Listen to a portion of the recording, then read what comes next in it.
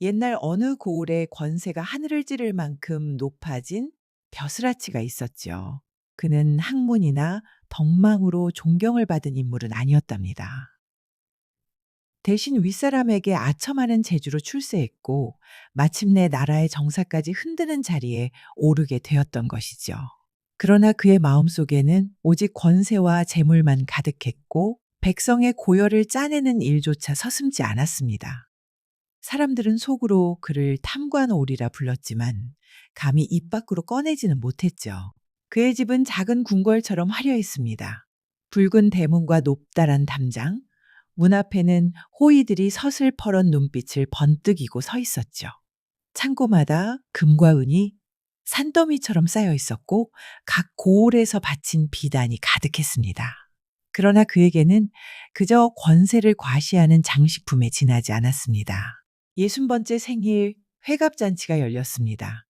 이른 아침부터 고을 안팎은 떠들썩했고 큰 길에는 수레와 말이 줄을 이었습니다.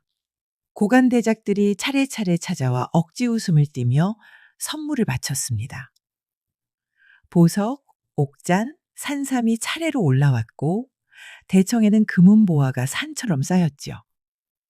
풍악이 울리고 기생들이 춤을 추었으며 아전들은 술잔을 돌리느라 분주했습니다. 하지만 멀리서 지켜보던 백성들은 고개를 저으며 한숨을 내쉬었습니다. 저 탐욕스러운 벼슬아치, 저 많은 재물이 언제 그칠까? 탐관오리는 홀로 높은 자리에 앉아 수염을 쓰다듬으며 크게 웃었습니다. 허허허. 이 나라에 나만 한 기둥이 또 어디 있겠는가? 이처럼 성대한 회갑을 받는 나를 누가 막으랴? 그때 대문 밖에서 하인이 급히 달려와 머리를 조아리며 보고했습니다. 대감마님, 바깥에 한 노인이 와 있는데 진귀한 보물을 바치겠다고 합니다. 탐관오리는 눈을 번쩍이며 크게 웃었습니다. 보물이라 내 잔치에 빠질 수 없는 것이지. 어서 들여보내라. 순식간에 잔치에 모인 사람들의 시선이 대문으로 향했습니다. 과연 어떤 노인이며 어떤 보물을 가져왔는지 모두가 숨을 죽이며 기다렸답니다. 잠시 후 대문이 열리고 한 노인이 걸어 들어왔습니다. 그는 이르는 훌쩍 넘어 보였으나 허리는 꼿꼿했고 눈빛은 또렷했지요.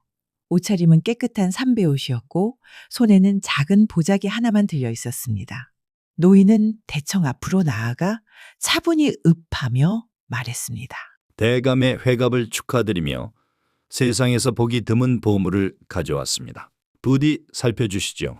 그가 보자기를 풀자 안에서 나온 것은 보석도 금덩이도 아닌 뼈 조각 하나였습니다.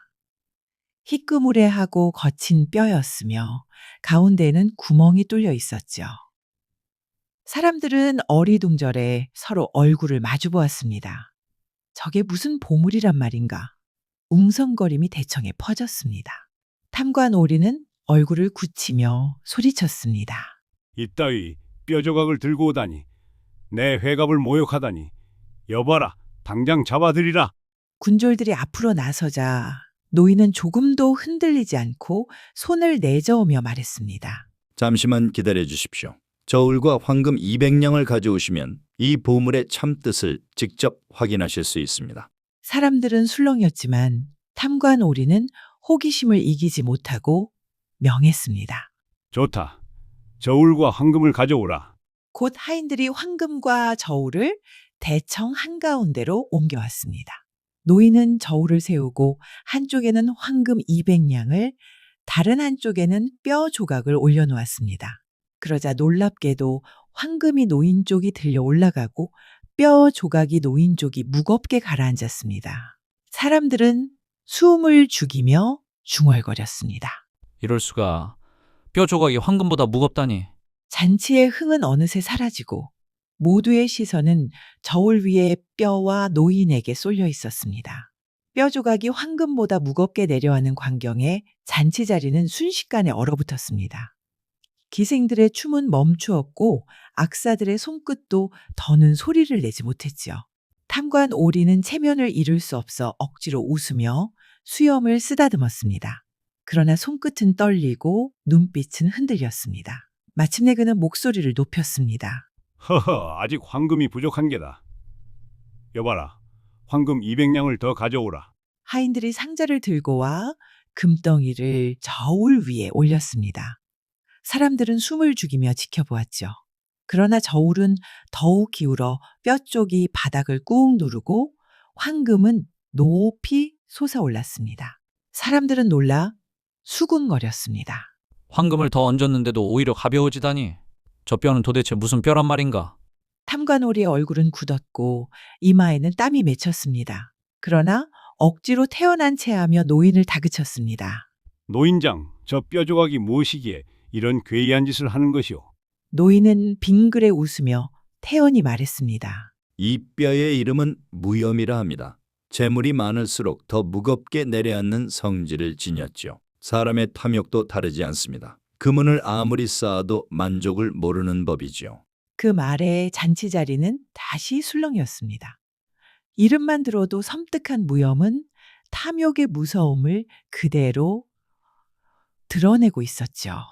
탐관오리는 불안했지만 겉으로는 호기심을 가장하며 물었습니다. 하면 그 무거움을 가볍게 할 방법도 있다는 말이오? 노인은 잠시 미소를 거두고 고개를 끄덕였습니다. 예, 있습니다. 지금 대감께 직접 보여드리겠습니다. 모두의 시선이 다시 저울 위로 쏠렸습니다. 풍악도 술잔도 멈추고 대청은 숨막히는 고요 속에 잠겼습니다. 대청은 숨을 죽인 듯 고요했습니다. 사람들의 시선은 모두 노인의 손길을 따라가고 있었죠. 노인은 품에서 작은 보자기 하나를 꺼내 풀었습니다. 그 안에는 보석도 금덩이도 아닌 누런 흙이 담겨 있었습니다. 사람들은 웅성거렸습니다. 흙이라니 결국 꾀를 부리는 게 아니냐? 보물이라더니 이게 무슨 짓이란 말인가? 탐관 오리도 눈살을 찌푸리며 비웃듯 물었습니다. 그 흙이 어찌 무거움을 가볍게 한다는 것이냐? 노인은 태연히 대답했습니다. 대감, 잘 지켜보시죠. 그는 흙 한 줌을 집어들어 저울 위 뼈 조각 위에 뿌렸습니다. 순간 무겁게 내려앉아 있던 뼈 쪽이 가볍게 솟구쳐 오르고 황금 쪽은 쿵 소리를 내며 아래로 떨어졌습니다. 사람들은 놀라움에 숨을 죽였습니다. 이럴 수가. 흙이 황금을 눌렀다니. 노인은 뼈 조각을 손에 들고 차분히 말했습니다. 이 뼈는 탐욕의 눈이 먼 벼슬아치의 해골 눈구멍에서 나온 것입니다. 살아서는 재물을 끝없이 탐했고 죽어서도 욕심을 멈추지 못했죠. 그러나 흙 한 줌이 그 눈을 메우는 순간 비로소 탐심이 멎었습니다. 그리고 목소리를 조금 높였습니다. 옛적부터 탐관오리라 불린 자들은 모두 이와 같았습니다. 백성의 고혈을 짜내며 재물을 쌓았으나 마지막에는 흙 한 줌 덮인 무덤에서야 탐욕을 멈출 수 있었던 것이죠. 그 말이 대청에 울려 퍼지자 기생과 악사, 아전들까지 모두 얼어붙은 듯 침묵했습니다. 노인은 뼈 조각을 보자기에 다시 넣고 품에 간직했습니다. 그리고 차분히 두 손을 모아 읍하며 말했죠. 대감, 이제 드릴 말씀은 모두 전했습니다. 오늘은 그저 웃음으로 흘려보내시고 저는 길을 떠나야겠습니다. 그는 늙은이라 하기에는 곱고 당당한 걸음으로 대청을 내려갔습니다. 잔치에 모인 사람들은 넋을 잃은 듯 그의 뒷모습을 바라보았고 귀에는 여전히 노인의 말이 메아리처럼 울렸습니다. 사람의 탐욕은 끝이 없고 흙 한 줌으로야 비로소 멎는다. 잔치의 흥은 이미 사라졌습니다. 기생들은 춤을 멈추고 창백한 얼굴로 서로를 바라보았고 아전들은 술잔을 들었다 놓기를 반복하며 눈치를 살폈습니다. 한참을 앉아있던 탐관오리는 갑자기 자리에서 벌떡 일어났습니다. 얼굴은 붉게 달아올랐고 눈빛은 삼각처럼 치켜올라 번쩍였죠. 감히 나를 두고 이런 모욕을 하다니. 그는 쩌렁쩌렁한 목소리로 외쳤습니다. 여봐라, 저 늙은이를 당장 잡아들이라. 결코 용서하지 않겠다. 군졸들이 급히 대문 밖으로 뛰쳐나갔습니다. 그러나 놀랍게도 조금 전까지만 해도 천천히 걸어 내려가던 노인의 모습은 온데간데 없었습니다. 큰 길에는 수레와 사람들이 여전히 북적였지만 노인의 흔적은 바람처럼 사라져버린 것이죠. 군졸들은 사방을 뒤졌으나 발자취조차 찾을 수 없었고 고개를 떨군 채 돌아와 보고했습니다. 대감마님, 어디에서도 그 노인을 찾을 수가 없습니다.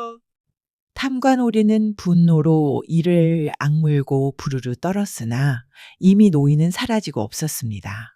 잔치에 모인 사람들은 감히 입을 열지 못했습니다. 하지만 속으로는 모두 같은 생각을 하고 있었죠.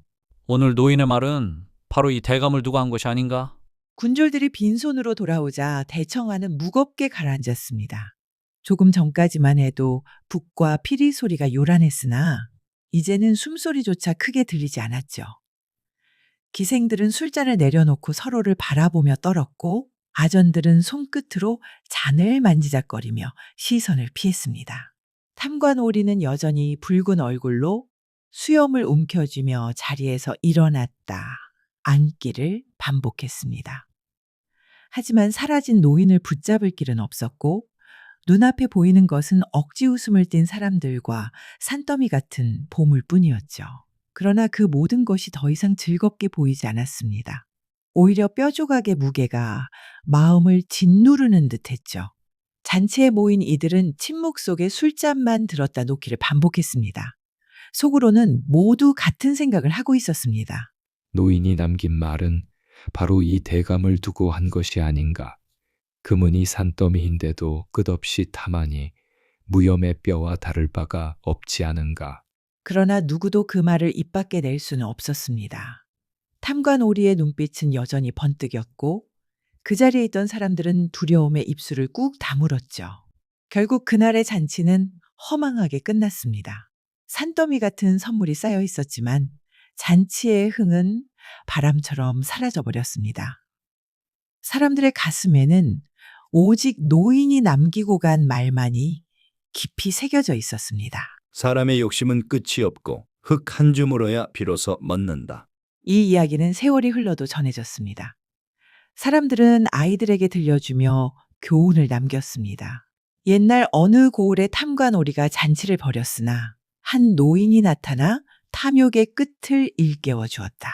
그리하여 화려했던 회갑잔치는 결국 한 노인의 교훈 앞에 무너져 내린 허망한 이야기로 남게 되었답니다.